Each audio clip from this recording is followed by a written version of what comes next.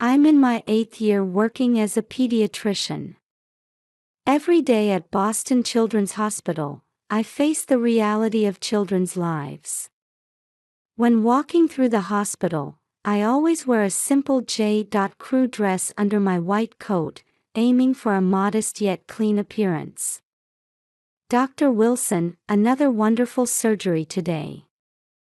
Whenever colleagues greet me this way, I feel a bit embarrassed.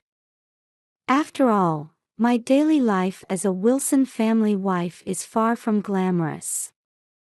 Working at a Harvard Medical School affiliated hospital is a source of pride for me, but it holds no value in my mother-in-law's eyes.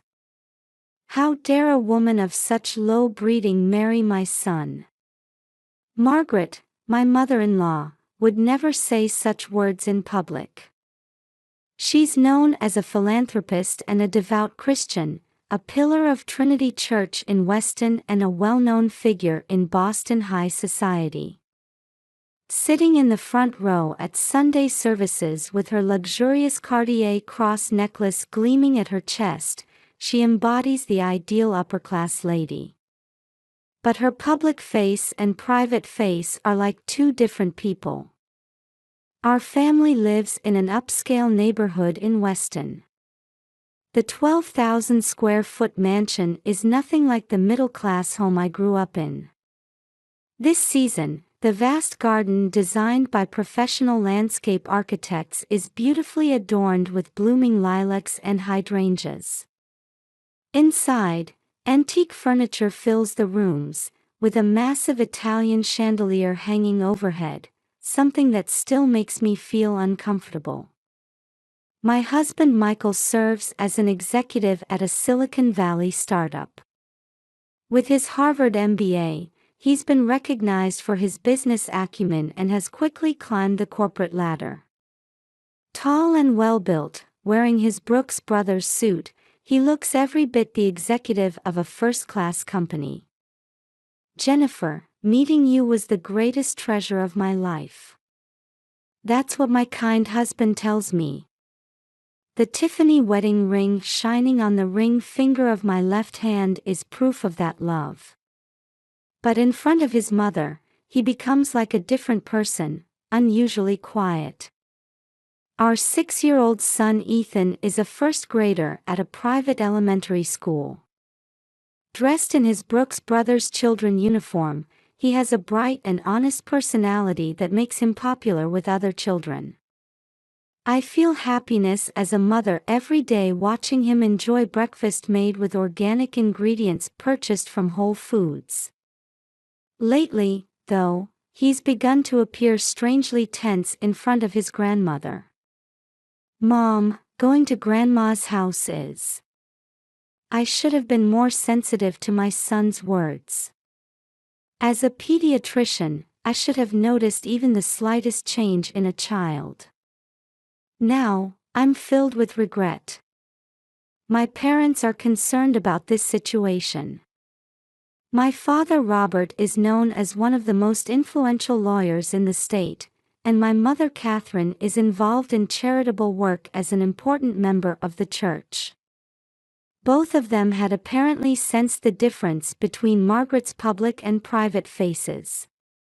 They hadn't missed the subtle changes in her attitude at country club dinners and charity events. "Jennifer, I'll always support you and your son," my mother told me, gently holding my hand during lunch at the Capitol Grill. Everything began to change one Monday in late May. Michael left for a business trip to Silicon Valley, and because of a medical conference the next day, I had to leave Ethan with my mother-in-law.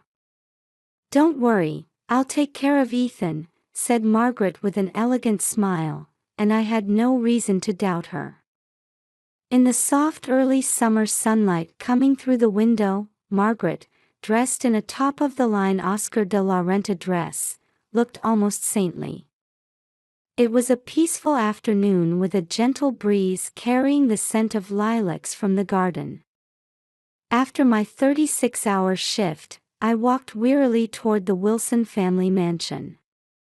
The May sunshine was bright, and as I passed through the garden with the sweet scent of hydrangeas in the air, I sensed something was wrong. I couldn't hear Ethan's energetic voice, the gardener working, or the maid moving about, all sounds I would normally hear. I took off my flat shoes and stepped into the mansion. Beyond the heavy entrance door stretched the usual elegant space, Italian marble floors, French antique furniture, and light from the chandelier pouring down from the ceiling. But this silence was clearly unusual. "Ethan. Mommy's home." My voice echoed hollowly. No response.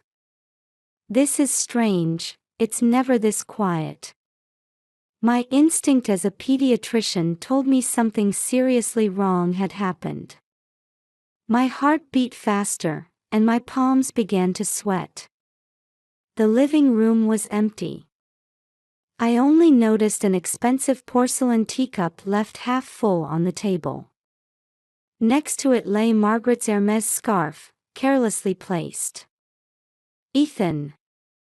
Where are you?" I ran up the marble staircase to the second floor. The master bedroom, Ethan's room, the study, there was no sign of anyone. Even the toys that would normally be scattered across the white carpet were nowhere to be seen. Then I heard it, a faint sobbing sound that froze me to the core. I listened carefully for the direction of the sound, which seemed to be coming from the backyard. Opening the large French doors, I stepped into the well-maintained garden. The spring sunlight was still bright and the scent of roses hung in the air, yet somehow there was an ominous feeling. And then I stood frozen in front of the doghouse in the corner of the backyard. His Brooks Brothers children uniform was dirty with mud and torn in places. Dog food was scattered around. And inside that small doghouse, my son was trembling. "Ethan. What happened?" I rushed over to embrace him, but for the first time, Ethan pulled away from my arms. "Mom." His small lips were pale and trembling. His eyes were swollen with tears. "Grandma said, I'm not family." His thin finger pointed to his own arm, where marks from being tied with rope remained. Though I was used to seeing such scars as a doctor, seeing them on my own son's body made me nauseous. "She said, live outside, like a dog." Ethan's voice was broken. At his feet was a worn dog bowl. It undeniably contained dog food. I wanted water, but Grandma turned off the faucet. Something snapped inside my head. Back in the mansion, Margaret was elegantly drinking tea in the living room. Dressed in a Carolina Herrera dress, sitting straight with her expensive baccarat teacup, she looked like a queen. The evening sun coming through the window cast an eerie light on the diamond of her ring. "Welcome back. I prepared a suitable home for your son." Her voice even had a proud ring to it. With a trembling voice, I asked her, "Why would you do such a terrible thing?" Margaret slowly set down her teacup and put on a perfect smile. Her gesture was like when she solicited donations at a church charity event. Lower-class family members deserve appropriate treatment. Don't make me laugh by suggesting that a child of your... She looked me up and down, appraising my J.Crew dress. Cheap bloodline could be the heir to the Wilson family.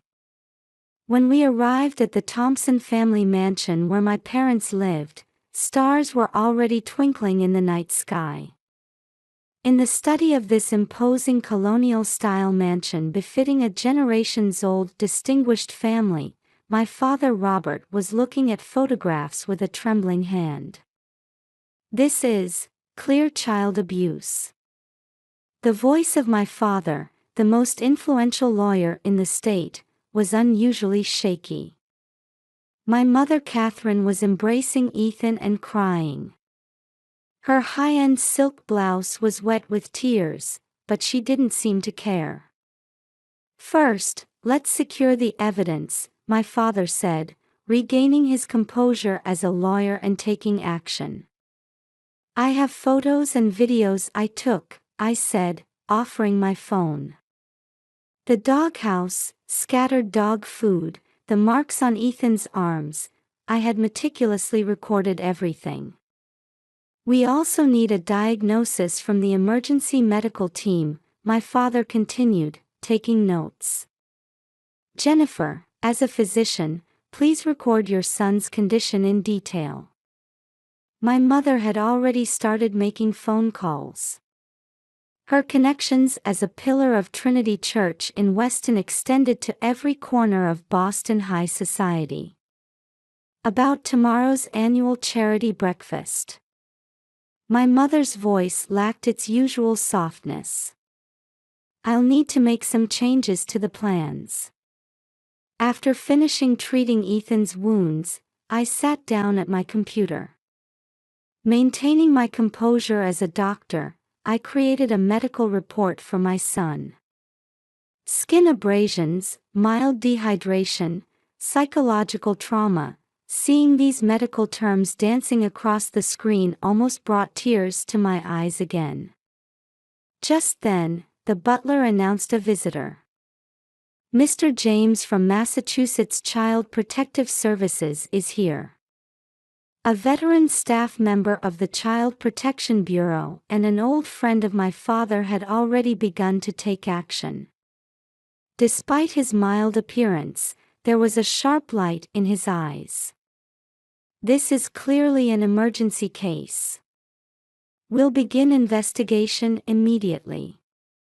However, my father shook his head slightly. "We'll proceed with legal measures carefully. But for someone like Margaret, that alone is not enough." My mother continued quietly. "Tomorrow, more than 500 people from Boston's upper class will gather. The church's annual charity breakfast. It's Margaret's most important social occasion as a known philanthropist." My father nodded. "Both direct legal measures and social sanctions are necessary." That night, we made detailed plans. Press materials for major local media. Plans for spreading information on social media. And a presentation of the decisive photographic evidence. Late at night, as specialized IT technicians finalized the presentation materials, my mother's phone kept ringing. Her voice gradually spread to influential women throughout Boston. "Everything is ready." Before dawn, when my father announced this, we already had a perfect plan. At 8 a.m., the hall of Trinity Church in Weston was filled with the glamorous members of Boston high society. Oscar de la Renta, Carolina Herrera, Chanel, women dressed in the finest dresses. Men in the latest Brooks Brothers suits. And Margaret, making her entrance as elegantly as always. Her expression still showed no shadow of concern. "Now, let us begin this year's charity event." My mother's voice resonated throughout the venue as she stood on the podium. Suddenly, shocking images appeared on the screen, Ethan trembling in front of the doghouse. Scattered dog food. The marks on his arms. And the decisive photograph capturing Margaret's cruel smile.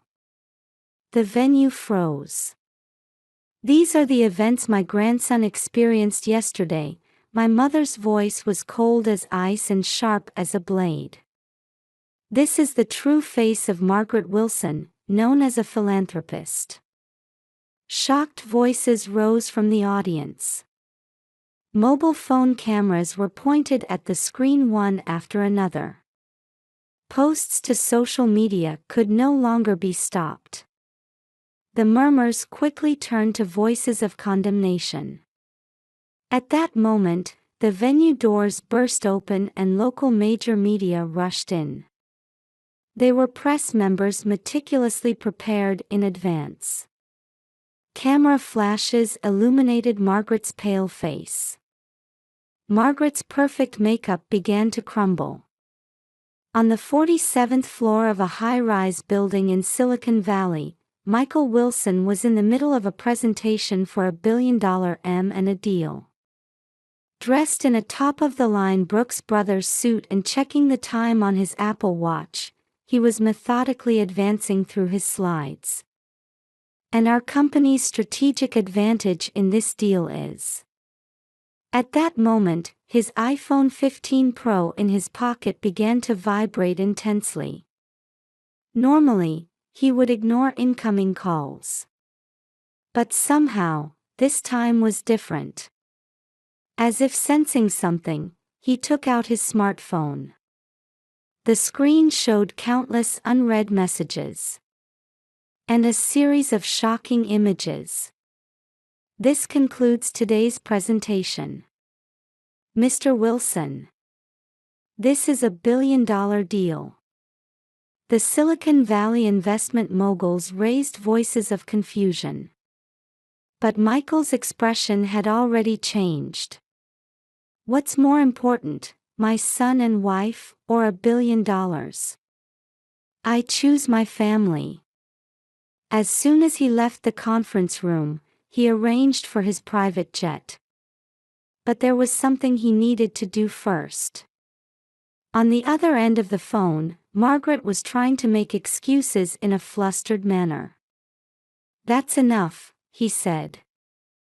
That night, important figures gathered in the reception room of the Thompson family home. I propose a complete revocation of the property division, said the Wilson family legal advisor. All previous charitable activities and social contributions should also be nullified. No objection, Michael's voice held unprecedented strength. Outside the window, the Boston skyline quietly glowed in the night. A maid carried Dom Perignon champagne between the heavy furniture of the reception room. However, no one was in the mood for a toast. We need to start a new life, Michael said, slowly taking Jennifer's hand. There was still a slight tremor in her hand. Ethan's psychological counseling will also begin, announced the Thompson family's private physician. The best specialists at Boston Children's Hospital have already formed a team. The next day, at the pediatric ward of Boston Children's Hospital. Jennifer, I'm truly sorry, Michael's voice trembled. His eyes clearly showed regret.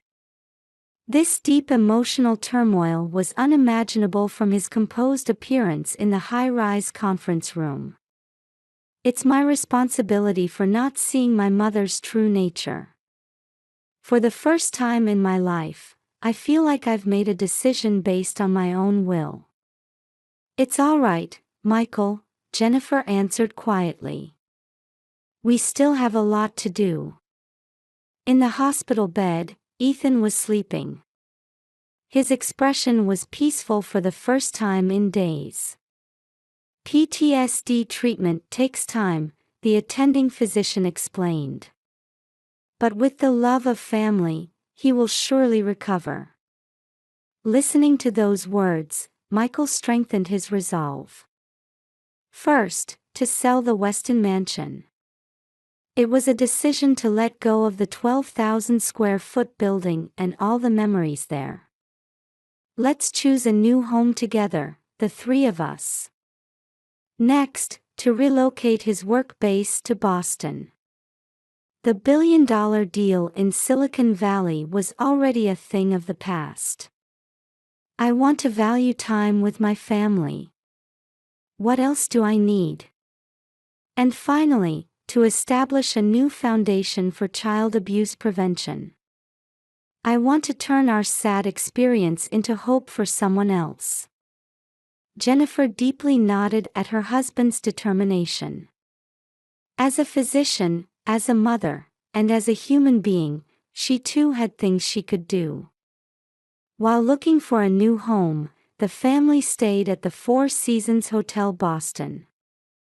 The Boston cityscape viewed from the presidential suite on the top floor symbolized the beginning of a new life. "Hey, Mom," Ethan, who was about to fall asleep, called out in a small voice. "From now on, do I have to see Grandma?" Jennifer momentarily lost words at that question. But she soon smiled gently. "No, it's all right now. From now on, we're starting a new life for the three of us. With Dad too." "Yes, of course." Michael silently watched the two. In that moment, he truly understood from the bottom of his heart what the most valuable investment in his life was. Outside the window, the Boston night view sparkled. That light seemed to illuminate their new future. And Margaret's downfall had only just begun. But that's another story.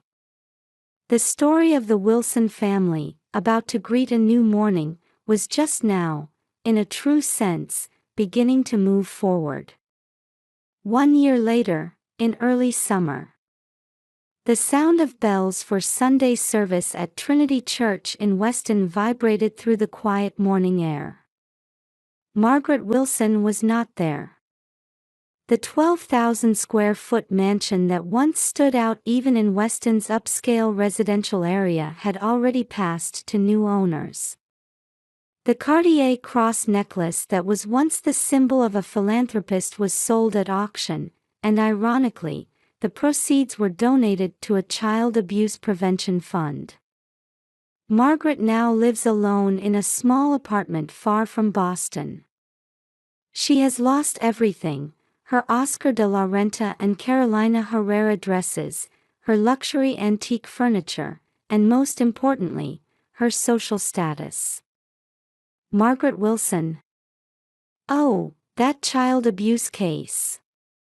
Her former friends now grimace just hearing her name. All her weekly church activities, charity events, and country club memberships have been revoked. Her phone never rings anymore. Meanwhile, the Wilson family's new life had quietly begun in the Brook Hill area of Boston. Thank you for waiting. Let me begin today's presentation. Jennifer's voice echoed in the auditorium of Boston Children's Hospital. Early detection and prevention of child abuse, approaches from the medical field. The screen displayed detailed data and specific prevention measures. Michael sat in the front row. His Silicon Valley work was already a thing of the past. He now operates a venture capital fund specializing in child welfare, based in Boston. That was an excellent presentation, Dr. Wilson.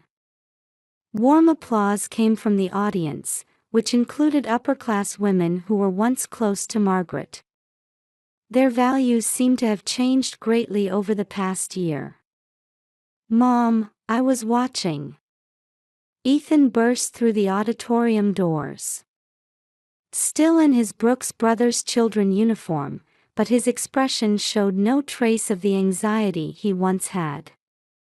"After cram school, I came with Dad to listen." Psychological counseling was still ongoing. But as the attending physician had said, an environment surrounded by family love was certainly healing his heart. "Let's have a special dinner tonight," Michael suggested, and the family of three nodded in agreement. Not at the Capitol Grill, but at a small Italian restaurant they had discovered together. The tablecloths might not be the finest linen, but there was genuine warmth there. At Trinity Church in Weston, a sermon was being given that day as well. The theme was forgiveness and atonement. The voice of the senior priest standing at the pulpit resonated quietly. True love exists not in social status or wealth, but in our daily actions. Among the congregation was Catherine Thompson. She has now begun new activities as the chairperson of the church's Child Protection Committee. That night, at their new home in Brook Hill, Jennifer received an email. The sender was an unfamiliar address. Jennifer. I cannot ask for forgiveness. I just want to acknowledge that you were right and I was wrong. The sender was Margaret. However, Jennifer did not send a reply that night. Instead, she went to her son's room. Ethan was already asleep. Looking at his peaceful sleeping face, Jennifer let out a deep sigh. Outside the window, the early summer night sky quietly shone. It was as beautiful as the night sky a year ago when that terrible event happened. But now, everything is different. Michael gently placed his hand on his wife's shoulder from behind. Happy? To that question, Jennifer slowly nodded. Yes. I think we've become a real family in the truest sense. They no longer needed a life surrounded by luxury brands or glamorous interactions in high society. Now they had something much more important. And the next morning, as always, a new day was about to dawn on the city of Boston.